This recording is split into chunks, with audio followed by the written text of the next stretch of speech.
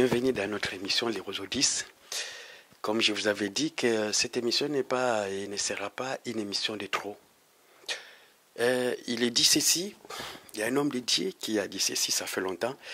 Tout celui qui fait du bien à l'œuvre de Dieu, à l'homme de Dieu, et qui garde sa bouche fermée, ne peut jamais rester sans être béni par l'évangile. Parce que c'est quelqu'un qui a été appelé par le Seigneur Jésus-Christ et son appel est authentique et son message aussi est authentique. Souvent, je les appelle les captifs ou les prisonniers de Jésus-Christ pour son épouse, pour son église. Que j'ai le réel plaisir de vous les présenter. C'est un homme qui a aussi une grande assemblée en Allemagne. Je vous invite à l'écouter. Certainement, vous serez bénis. Et aujourd'hui, c'est concernant la bénédiction. Car beaucoup se posent des questions concernant cette bénédiction, la manifestation ou la matérialisation de la bénédiction de Dieu dans la vie des enfants de Dieu. Ce qui est devenu un peu difficile, on constate et on remarque qu'il y en a qui ne sont pas bénis.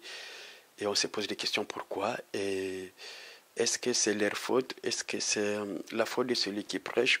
Ou est-ce que c'est parce qu'ils n'ont pas respecté les principes? Ou parce qu'ils ne respectent pas les moments où ils sont distraits pendant que Dieu les visite? Voilà tant de questions qui peuvent se poser. En revanche, il y en a qui sont vraiment bénis, ceux qui obéissent à la parole du Seigneur et qui respectent les hommes de Dieu. Ils sont aussi vraiment bénis, abondamment bénis. Voilà. Aujourd'hui, l'apôtre Martin va nous parler sur quelques principes concernant la vraie bénédiction, ou la bénédiction selon la notion biblique. Pas les bons chic bonjards ou ce genre de bénédiction qu'on nous a prêché souvent. La prospérité, on ne voit rien des fois. Et que c'est souvent celui qui prêche qui s'enrichit en dépouillant les publics. Voilà, biblique en fait, par rapport à la Bible. Parce qu'il y en a qui disent, moi je donne la dîme aux pauvres, je donne la dîme à l'hôpital et tout consort comme ça. Et tant d'autres disent, ils habitent en Europe et ils envoient leur dîme en Afrique. Voilà, ce sont des questions qu'on se pose et on dit, mais pourquoi vous les faites? Est-ce que si vous n'avez pas confiance des serviteurs de Dieu en Europe, tout consort, des choses comme cela? Alors par rapport à la notion biblique, l'apôtre Martin Ndongala va nous expliquer. Ah donc, je vous prie de l'écouter. Merci, que Dieu vous bénisse.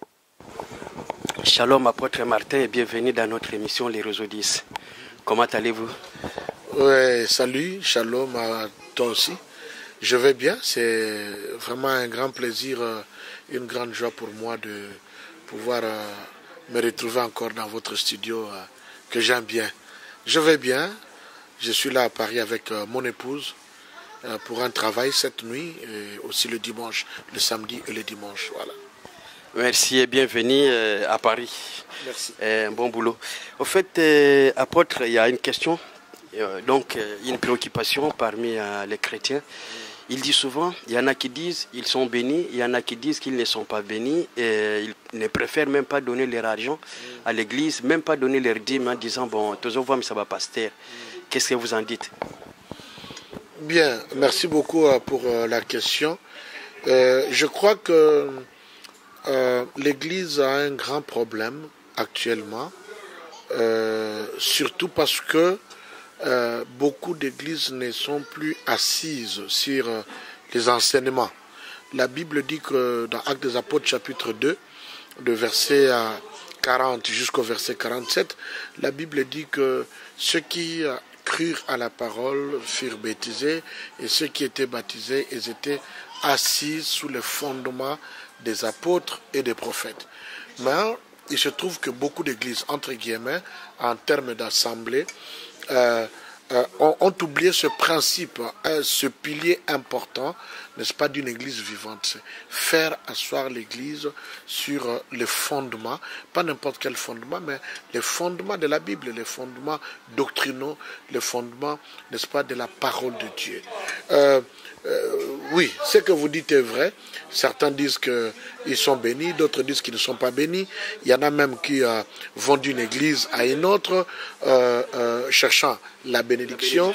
Et il y a ceux qui quittent telle église pour aller dans une autre église. Bon, chez ce pasteur, je suis béni. Chez l'autre pasteur, on n'est pas béni. On trouve aussi actuellement des cas où il y a des gens qui se sont fait de gens de prophètes très loin, peut-être à 8000 km, à 4000 km, à 2000 km, juste parce qu'il a entendu que celui-là, quand il prie pour toi, ainsi de suite, on est béni. Je pense que, comme je disais tout au départ, c'est juste un problème d'enseignement et de fondement. Déjà, dès le départ, Dieu, quand il a créé l'homme, Dieu, l'une des grandes choses qu'il a faites, c'est bénir l'homme. Il a dit, la Bible dit que quand il créa l'homme, il les créa homme et femme, et Dieu les bénit et dit, soyez féconds, multipliez-vous, remplissez la terre, remplissez la terre, assujettissez-la, dominez sur tout ce qui existe. Ça, c'est la bénédiction que Dieu a libérée sur tout être humain, n'est-ce pas, qui se retrouvait dans le sein d'Adam et dans le sein d'Adam et qui viendrait au monde en passant par Ève. Je vais peut-être choquer plus d'une personne en disant que bibliquement, il n'y a pas un seul chrétien qui n'est pas béni. Apôtre, ça prouve. Tout le monde a vraiment à oumela peine église à lobby, à pesa kabadim naye, il fait tout ce qu'il faut faire. Bon, quand on dit ça, m'a commis, mais à Pambola maté, à oumela peine église, ils ont solo peine de bon anaka.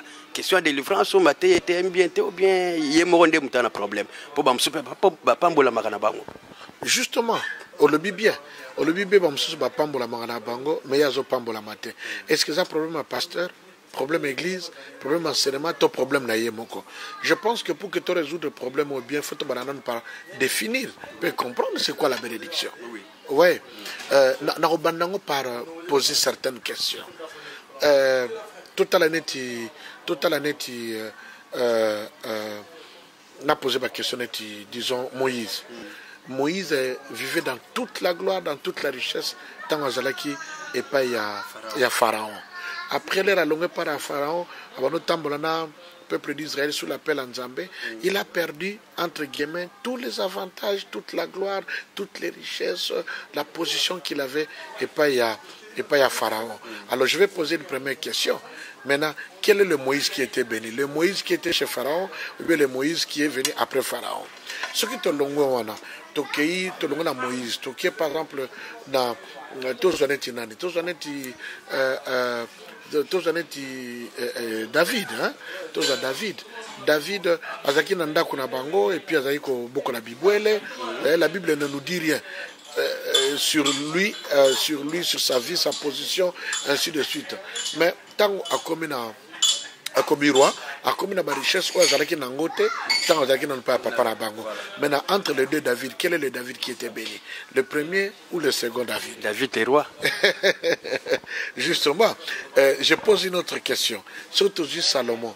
Salomon azaki na don miracle. Salomon azaki na don ya puissance. Salomon azaki na don ya sagesse, intelligence et puis azaki na richesse. Est-ce qu'il était béni, oui ou non?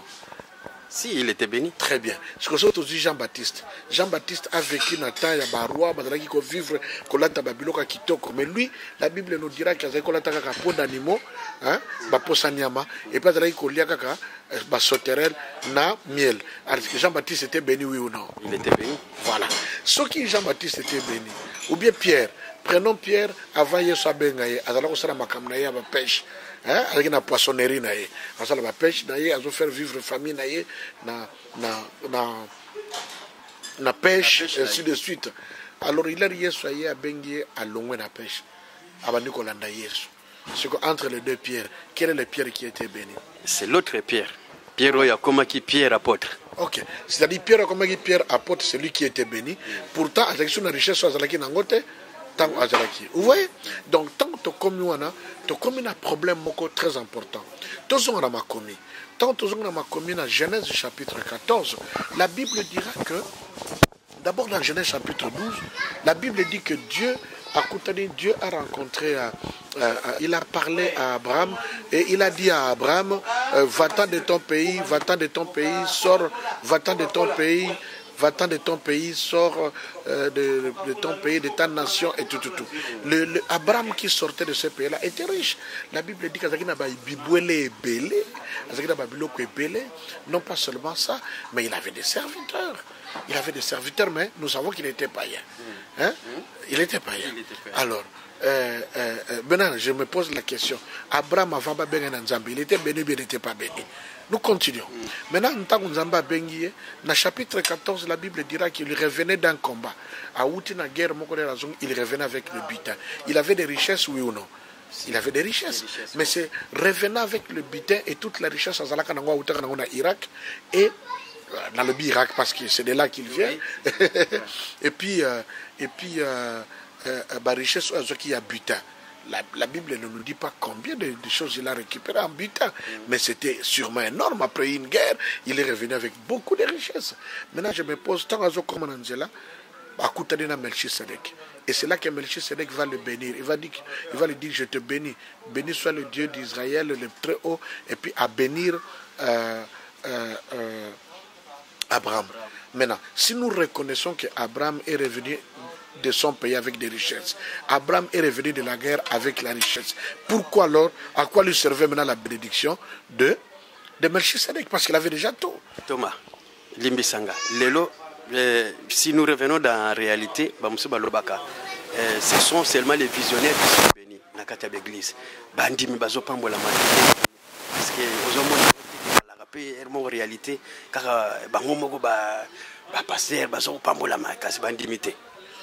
C'est vrai que ça devient un souci. Ça devient un souci, mais moi je me dis ceci. Au fait, qu'est-ce que je vais dire dans la démarche que je suis en train de faire? Qu'il n'existe pas un seul chrétien. J'insiste. Il n'existe pas un seul chrétien au monde qui n'est pas béni. Pourquoi? Laissez-moi vous donner deux éléments clés dans la Bible. Est-ce que vous allez reconnaître que dans 2 Pierre chapitre 1 à partir du verset 3, la Bible dit clairement que sa divine puissance nous a donné tout ce qui contribue à la vie et à la piété. C'est-à-dire tout ce qui contribue à la vie. Quelle vie? Notre vie. Tout ce qui contribue à la vie. Oui, vie physique, spirituelle, matérielle, financière et tout.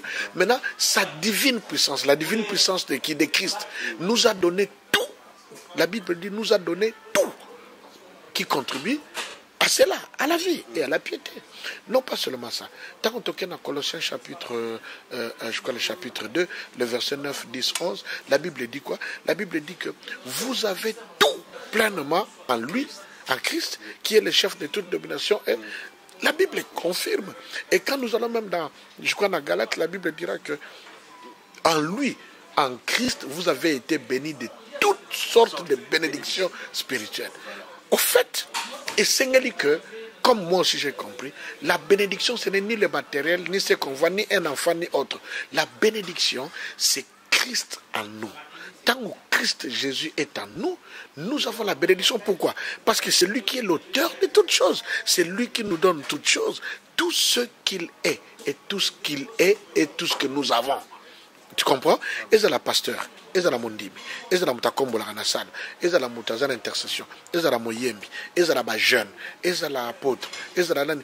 Oyo nyoso to yamba yesu lokola mo konsepe mo biksi na ye. La Bible dit que il a tout pleinement en qui? En ce Christ là qu'il a reçu. Et la divine puissance de ce Christ là nous a donné tout ce qui contribue à la vie et à la piété. La vie, c'est notre vie. La piété, c'est l'attachement aux choses de Dieu. Alors, comment est-ce qu'on peut dire que je ne suis pas béni? Mais dire qu'on n'est pas béni, c'est ignorer qu'on a Christ en soi. C'est ignorer ces versets. Je dirais même plus loin que quiconque dit qu'il n'est pas béni, tout chrétien qui dit qu'il n'est pas béni, fait de Dieu un menteur. Mais